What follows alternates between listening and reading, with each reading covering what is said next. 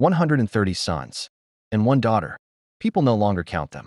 Rather, they used to value them. How can one man feed a small army?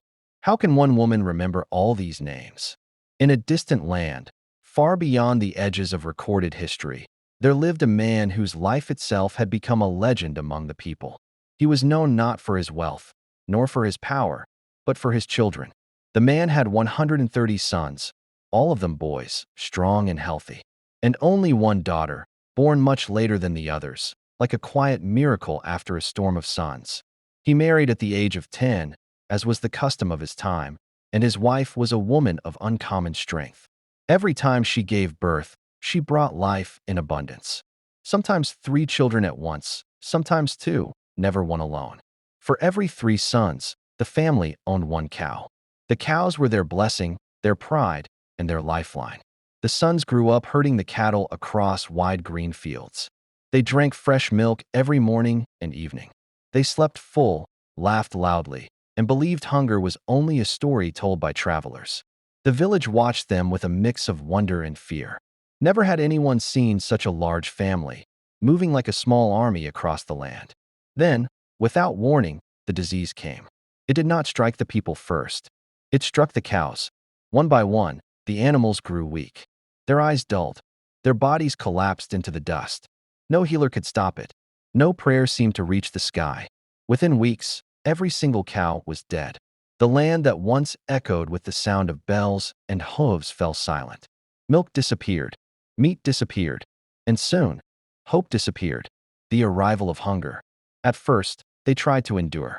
The father and his sons walked to nearby villages, begging, trading, offering labor in exchange for food or livestock. But the surrounding lands were poor as well. No one had extra cows to give. No one wanted to feed such a massive family. A month passed. Hunger entered the home like a thief in the night. Children who once ran all day now sat quietly, conserving energy. The mother began skipping meals, then the father. The youngest sons cried themselves to sleep. Every night, the parents whispered in fear. How long can children survive without food? At last, the father made a decision. We must leave, he said. This land no longer has life for us. They packed what little they had and began walking. For days, then weeks, until their feet bled and their spirits nearly broke. Finally, they reached a remote village near vast forests, a place few dared to settle. The land was wild, but alive. The villagers there were cautious, but kind. They helped the family acquire cows again. Slowly, life returned. Milk flowed once more. Children regained their strength. Some of the sons learned to hunt in the forests, bringing back game to feed the family. Others worked the land, building shelters, digging wells, and planting crops.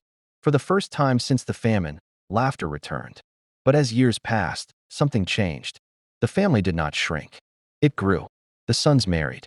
Children were born, again in pairs and triples. The household became hundreds, then more. Their voices filled the village. Their presence dominated the land. The villagers began to whisper. They are too many, some said. They will take everything. Others feared. What was once admiration turned into unease, then resentment. One cold morning, the village elders gathered. They stood before the father, now old, his beard white, his back bent by years of survival. You must leave, they said. Your family has become too large. This land cannot hold you all. The father was stunned. We have harmed no one, he replied. We worked, we hunted, we shared. But fear does not listen to reason. That night, the family packed once more. As they walked away, the forest grew silent behind them. After being driven away from the village, the great family walked once more into the unknown. This time, they did not follow roads or rivers. They followed instinct.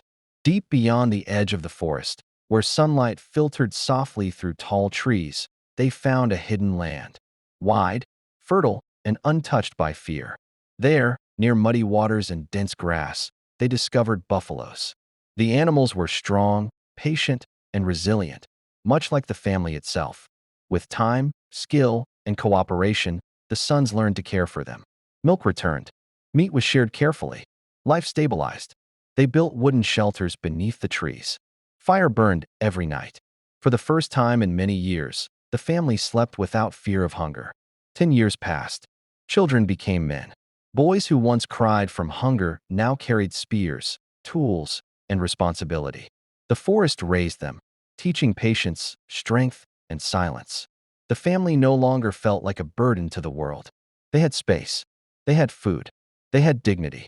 But peace, like abundance, brings new desires. The sons began to speak of marriage.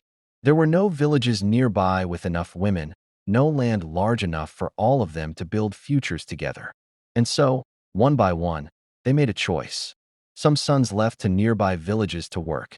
They became farmers, guards, craftsmen. They married and settled far from the forest. Others followed traders to distant lands, promising to return, but rarely did. Each farewell was quiet.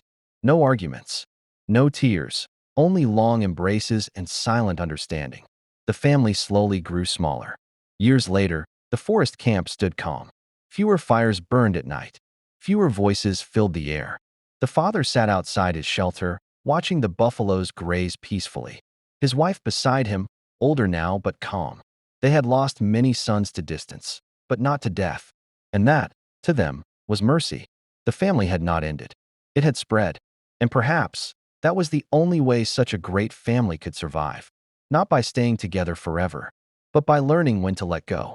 Don't forget to subscribe, click like, and write in the comments from which country you are watching.